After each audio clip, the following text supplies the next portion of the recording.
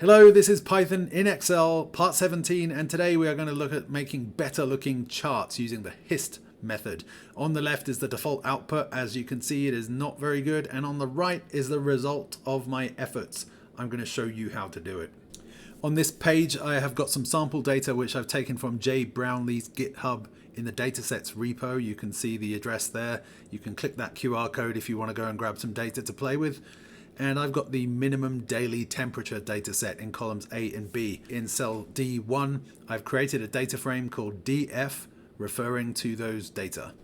On this from sheet, I've got a single Python cell in cell B2, and you can see the code there in the formula bar. It's very simple. It's just df.hist, and I've passed the value that I want to produce histograms for and the property that I want to split the histograms by. So in this case, I'm taking the year of the date. You can see that the output of this operation on its own is not very good looking. We've got titles overlapping labels, we've got these thick black lines around each of the boxes, and generally it's just not very pretty. So in the rest of the video, I'm going to walk through some steps that will show you how to tidy this up. Alright, so starting from the ugly histogram, we are going to do the first thing, which is to change the number of bins in each histogram, and we do that in the df.hist method. And we literally just say bins equal to some new value that we want. Next, I notice that these Y labels and these X labels are just too big for my liking. So I'm going to change the size of those. And we do that with X label size, and I'm going to change it to 8. And I'm going to do the same for Y label size. Let's see what that looks like now. Okay, so the labels are much nicer looking now. The charts are more detailed. Maybe it's too detailed, but we'll think about that later. One other thing we can do in the hist method is reduce some of the clutter on the chart. So this always says 10 and 20. This refers to the number of degrees Celsius, but it's on every single subplot, and that's really not necessary. So we can start by doing share x equals true, and we will do the same for the y-axis as well. Share y equals true, and that will mean that we will only see the x labels at the bottom, and we'll only see the y labels on the left. Let's have a look at that. That's a good start. The color of these bars are a bit too dark for my liking. We can set a property called alpha to be some level of transparency, and I'm going to set it to 0.8. Okay, looking better. Now each of these histograms within this plot is known as an axis in Matplotlib, so we can work on each of these axes one by looping through the axes in the figure. We can do that in this way. So for ax in hist.flatten, that will give us the collection of axes. And the first thing we want to do is change the border. And the borders on each of the subplots are known as spines. And you can iterate through the names of the spines. There are 4 of them: top, bottom, left, and right. And you can iterate through them with a for loop. So you can say for s in ax.spines, and then ax.spines, and set color. And when you want to set a color, you can give a constant like blue or red or black, or you can give a hexadecimal representation of a color or an RGB or whatever you want. But one that I like is a float that is somewhere between 0 and 1, where 0 is black and 1 is white. So you can get kind of different shades of gray. And in this case, I am going to use 0.8 to give me a very light gray. And let's see what that does. Great, it's made the borders a bit less obtrusive. Next, I want to get rid of these little tick marks here because I don't think they make a chart look good. I think they actually distract from the point of the chart. The way to get rid of tick marks, I'm sure there are many ways, but the way I'm going to do it is with tick params, and we can set a bunch of different parameters in here. And let's say axis equals both, which equals both. Length equals 0, so that effectively gets rid of it. For the labels, these 0s and 20s that we see on the left and the bottom here, I want to make those a kind of dark grey. And I'm going to use the similar float value between 0 and 1 to give me a dark grey. So I'm going to use 0.2. Let's see what that does. Great, it's gotten rid of those horrible black lines, and it's changed the colour of these axis labels. The next thing I notice is that there is no description of what we're actually looking at. This is a histogram. We know that the y-axis is a count of occurrences, but what's on the x-axis? Well, it's degrees Celsius, so I need to add an x-axis label, and we can do that quite easily. While we're looping through the axes, we can use set x label, and I want it to be min temp. This is a code for the degree symbol. I've got to get it right. C. So that's degrees C. And for that X label, I want the font size to be the same as the others, which is going to be 8. And then I want the color to be that dark gray, which is 0.2. So that will create the X label. Okay, great. Now we've got min temp degrees C on the X-axis at the bottom, but not in the middle. This is great. We're making good progress.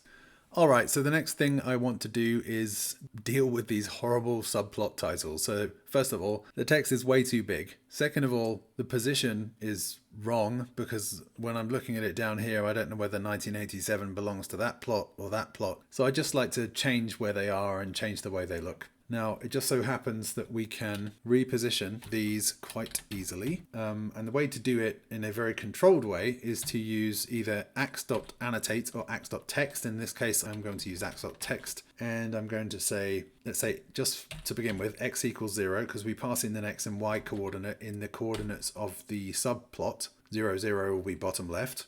X equals 0, y equals 0. And then s is going to be equal to subplot title.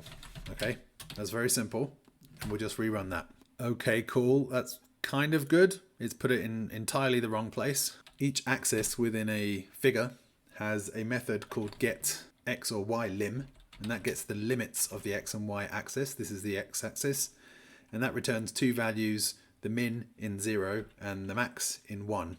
So if I change that to x equals ax.getXlim1, that will set the x position to the maximum x position, and I can do something similar with y equals ax.getYlim1. Let's see what that looks like. Okay, that's moved it. Let's see what else we can do to change this. Now there's this horizontal alignment property, and we can set it to right, and what that will do is position that text item such that the coordinates are on the right side of the text. And similarly, we want to do something with vertical alignment so that the coordinates, xlim and ylim, max, are going to be on top right of the text. Well, that's starting to look a lot better. I've now got the subplot title kind of in a place that I want. I actually want it to be just a little bit lower than that, so I'm going to put -1 on the Y position. And then the title, of course, needs to be the same as the title that's currently sitting above the subplot. And we can do that with ax.getTitle. That is a heck of a lot better than it was before, but for some reason I've still got these titles up here. This is because the number here is actually a text annotation, and this is still the subplot title. So we can just get rid of the subplot title. Before we set the subplot title to an empty string, we need to save it in a variable. So we'll save it in something called axTitle equals ax.getTitle. And then we can just use ax.setTitle to an empty string. And then when we put the text annotation in, instead of using ax.getTitle, because that would just return an empty string at that point, we'll use the variable that we saved. Okay, this is looking much better.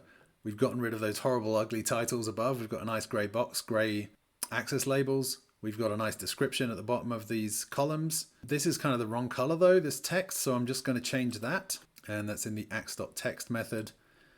And I am going to change it in the same way that I changed the others, which is just use that float of 0.2 to give me a dark grey. Wow, so this looks really a lot better than it did before. The last thing that I want to do to this chart or to this code is recognize that the font size is the same throughout, it's 8.